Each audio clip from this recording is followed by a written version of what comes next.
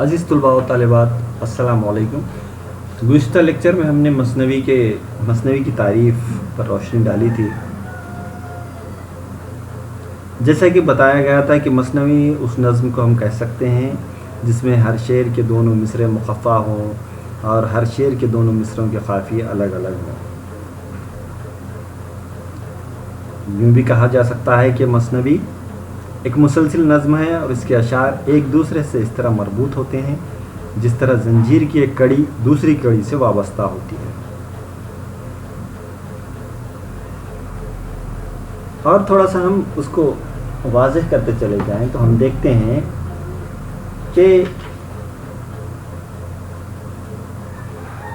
مثنوی کا جو لفظ ہے عربی زبان کا لفظ ہے اور یہ مثنى عربی لفظ سے مشتق ہے، یعنی کہ لیا گیا ہے۔ اس کے معنی ہیں دو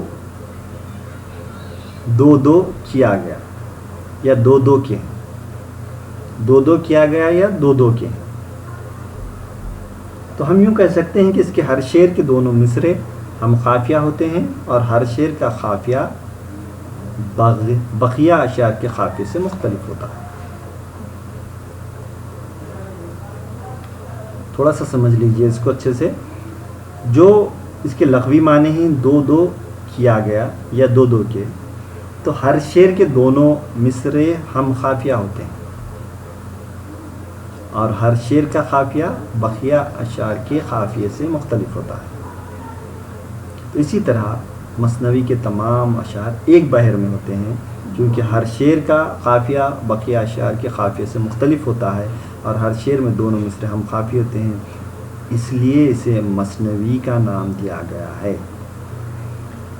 مثنوی نام کیوں دیا گیا ہے اس کو اور تھوڑا سا سمجھیے۔ تمام اشعار ایک بحر میں ہوتے ہیں۔ اب بحر کسے کہتے ہیں، اگر اس بحث میں جائیں گے تو کافی وقت درکار ہے اس کے لیے۔ میں مختصراً یوں بتاتا چلوں کہ جو اشعار لکھے جاتے ہیں وہ ہم وزن کرنے کے لیے، ہر ایک شعر کا وزن یکساں کرنے کے لیے کسی ایک بحر کا استعمال کیا جاتا ہے۔ مختلف بحریں ہیں اور وہ بحروں کا تفصیل ہم یہاں نہیں دیکھیں گے، پھر آئندہ کبھی موقع ملے گا تو ان بحروں پر ہم روشنی ڈالیں گے۔ لیکن یہ جو اوزان کا معاملہ ہے یا ایک بحر کا معاملہ ہے، تو پورے مکمل ایک ہی بحر میں مثنوی لکھی جاتی ہے اور ہر شعر کا قافیہ جو ہوتا ہے بقیہ اشعار کے قافیے سے مختلف ہوتا ہے۔ بقیہ جو اشعار ہوتے ہیں ان کے قافیے سے مختلف ہوتا ہے اور ہر شعر میں دونوں مصرے ہم قافیہ ہوتے ہیں اور ہر شعر میں پھر کیا ہو رہا ہے، دونوں مصرے ایک ہوتے ہیں۔ اسی وجہ سے اس کو مثنوی کا نام دیا گیا ہے۔ یہ بات تھوڑی سی سمجھ لینے والی ہے۔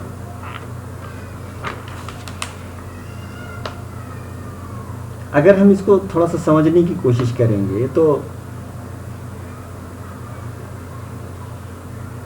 ہم دیکھتے ہیں کہ یہاں ایک مثال کے طور پر میں شعر بتاتا ہوں اور اس کو سمجھاؤں گا تاکہ آپ لوگوں کو سمجھنے میں آسانی ہو۔ پورب میں ایک تھا شہنشاہ، سلطان زین الملک زیجا، لشکر کش وہ تاجدار تھا، وہ دشمن کش وہ شہریار تھا۔ وہ خالق نے دیے تھے 4 فرزند، دانا عاقل ذکی خردمند، امید کے نقل نے دیا بار، خورشید حمل ہوا نمودار۔ اب دیکھیے یہاں پہ پہلے شعر میں قافیہ ہے۔ پہلا شعر جیسے پورب میں ایک تھا شہنشاہ، تو شہنشاہ کیا ہے،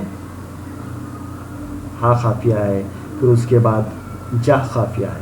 تو پہلے شعر میں شہنشاہ وہ زی جاہ دونوں قافیے ہیں، اور دوسرے شعر میں تاجدار وہ شہریار،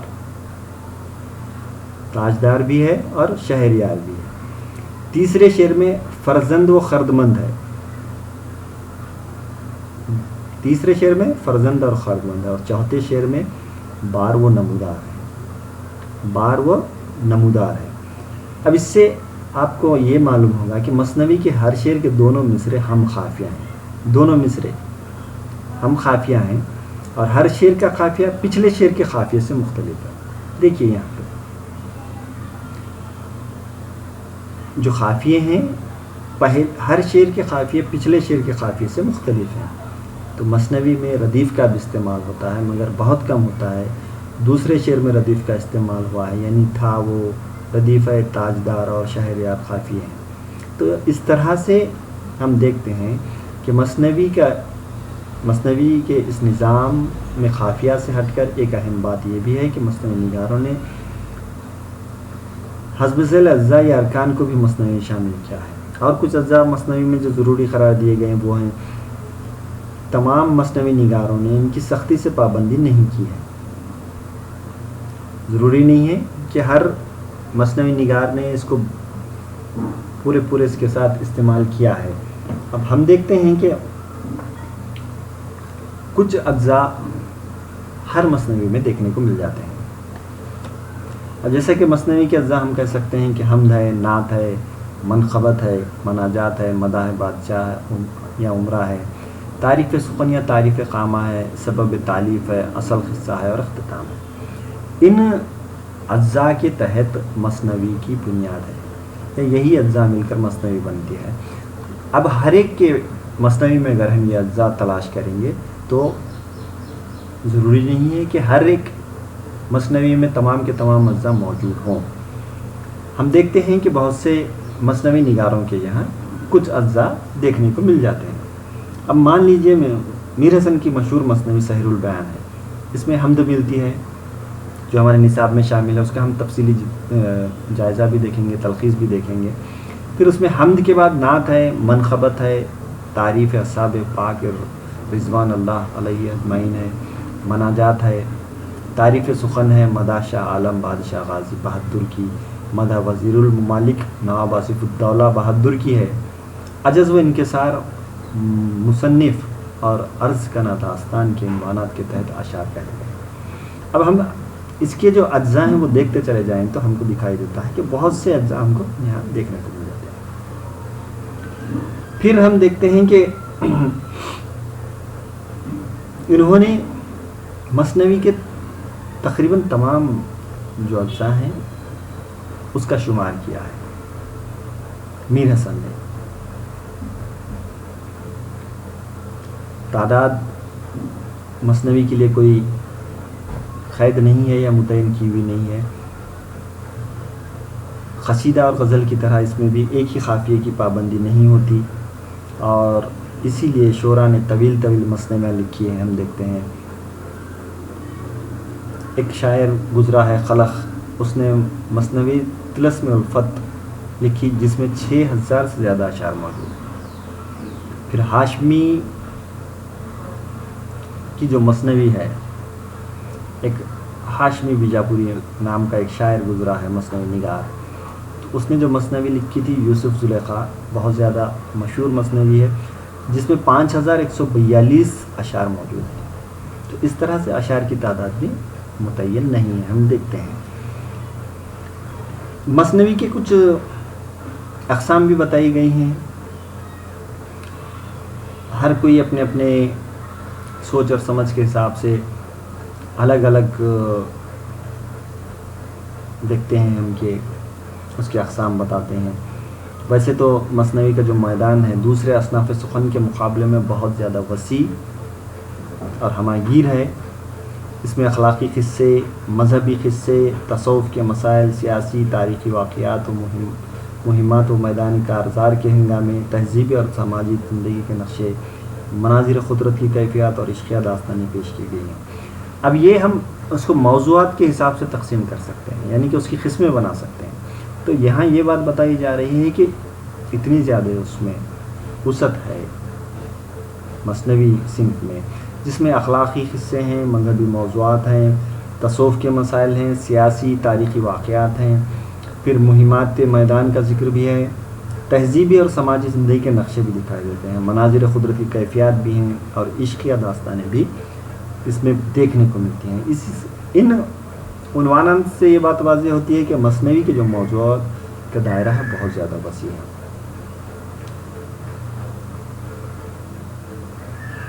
ڈاکٹر سید عبداللہ ایک نقاد گزرے ہیں، انہوں نے اردو مثنوی کا دکنی دور میں دکن کی جو مثنویاں ہیں ان کو 6 حصوں میں تقسیم کیا ہے، جس میں رزم نامے، عشقیہ داستانیں، سچی کہانیاں، عشقیہ آپ بیتیاں، اخلاقی اور فلسفانہ مثنویاں، صوفیانہ تمثیلی مثنویاں۔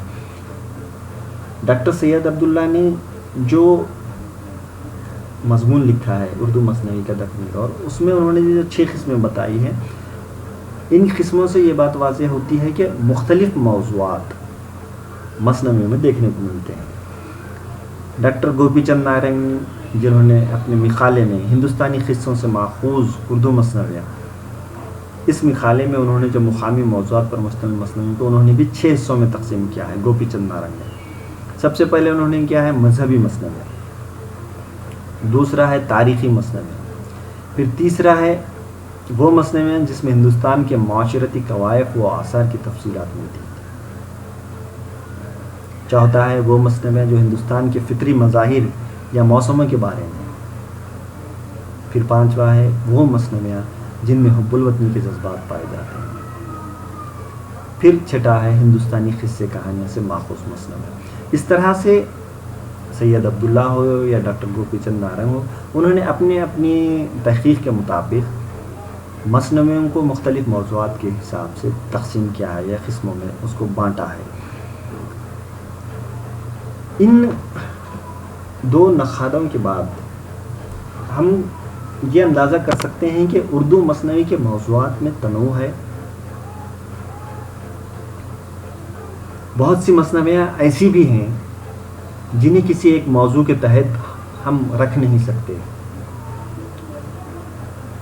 ان پر بیک وقت زائد نوع کا اطلاق ہوتا ہے، یعنی کہ ایک سے زائد موضوعات اس میں شامل ہونے کا ہمیں احساس ہوتا ہے۔ اس لیے حد درجہ ہم مثنوی کو موضوعات کے حساب سے تقسیم کرنے میں کافی دشواریاں ثابت ہو سکتی ہیں۔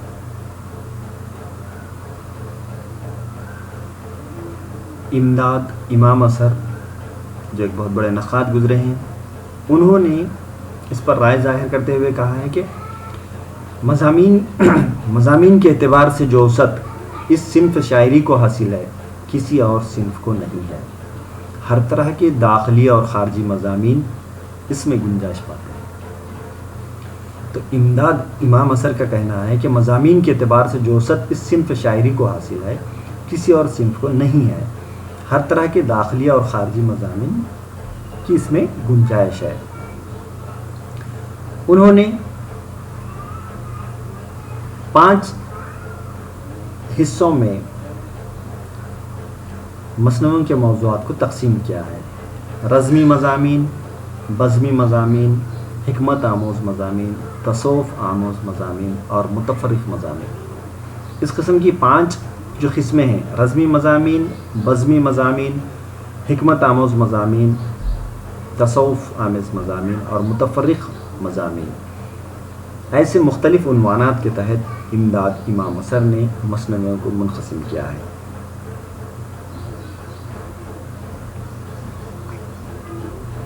اگر ہم اس کی تاریخ کا مطالعہ کر کے دیکھتے ہیں تو ہمیں یہ بات کا احساس ہوتا ہے کہ شاید ہی کوئی شعبہ فکر و عمل ایسا نہیں ہے جس پر اردو میں مثنویاں نہ لکھی گئی ہے۔ عشق و مذہب سے لے کر ملی، قومی اور سماجی مسائل تک لامحدود موضوعات پر مثنویاں کہی گئی۔ اگر اس کا موضوع اگر ہم دیکھتے ہیں مثنوی کا، تو وہ داستان عشق کا بیان ہے، اور اس کا جو وصف جس کو ہم کہتے ہیں وہ ہے واقعہ نگاری، خاص وصف۔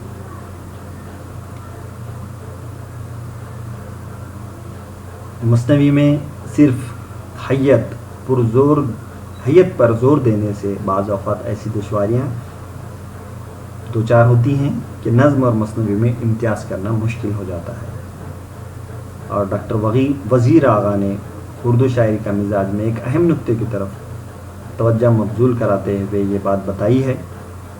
ہم دیکھیں گے ان کے یہ خیال سے ہم کو تھوڑا سا آسانی اس بات کی ہوگی کہ ہم مثنوی اور نظم میں امتیاز کر سکیں۔ مثنوی کا لغوی مفہوم دوہرا کرنے کا ہے، اور اس سے مراد وہ صنف ہے جس میں ہر شعر کے دونوں مصرے ہم وزن ہوں۔ اردو شعراء نے مزاج کے بجائے حیت کو تمام تر اہمیت بخشتے ہوئے مثنوی کو کسی خاص موضوع تک محدود نہیں رکھا، اور یوں عشق داستان کے علاوہ شکار، سیر و سیاحت اور دوسرے موضوعات کو بھی مثنوی کے دامن میں سمیٹ لیا۔ اصولاً یہ بات غلط ہے کہ کسی صنف کو محض حیت کی بنا پر ایک الگ صنف کا درجہ دیا جائے، کیونکہ کسی صنف کے وجود کا جواز محض اس بات میں ہے کہ وہ انسانی شخصیت کے کسی خاص پہلو کو دوسرے اصناف کی بنسبت بہتر طریقے سے سامنے لا سکتی ہے۔ مثنوی کا اصل مقصد محبت کی داستان کو بیان کرنا ہے۔ اگر مثنوی کو مختلف اور متنوع خارجی موضوعات کے لیے برتا جائے، یا عشق داستان کے بیان میں محض واقعات کے بیان کو تمام تر اہمیت تفویض کر دی جائے، تو اس سے مثنوی کا اصل مزاج مجروح ہوتا ہے۔ تو ان کا کہنا یہ ہے کہ ڈاکٹر وزیر آغا کا، جیسے کہ اس کے معنی ہیں دوہرا کرنے کا، اور ہر شعر کے دونوں مصرے ہم وزن ہوتے ہیں، اس میں اس بات پر انہوں نے مثنوی کو حیت کے اعتبار سے خاص موضوع تک محدود نہیں رکھنا چاہیے، یا پھر ان کا کہنا ہے کہ حیت کی بنا پر اس کو صنف کو الگ درجہ نہیں دینا چاہیے،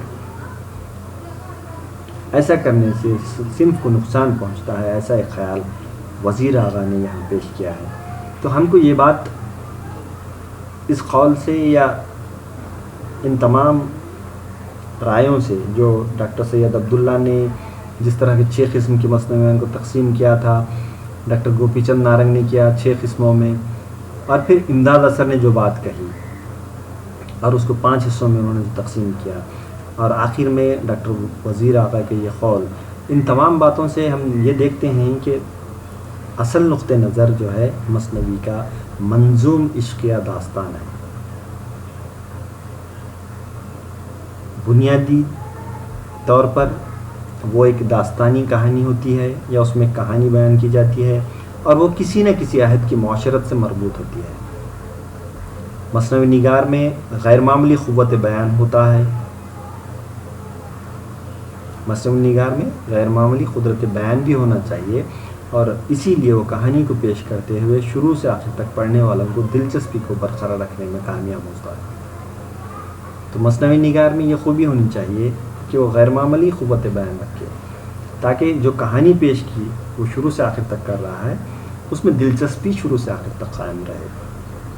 تو اس طرح سے مثنوی کا جو اصل موضوع ہے عشق یا داستان یا عشق کی کہانی ہے، لیکن اس کے علاوہ اس کو ضمنی ہم یوں کہہ سکتے ہیں کہ مختلف نقادوں نے مختلف حصوں میں بانٹا ہے، اس کی قسموں میں اس کو تقسیم کیا ہے، لیکن اس کا اصلاً موضوع جو ہے وہ ایک عشقیہ داستان ہی ہم اس کو کہہ سکتے ہیں۔ شکریہ۔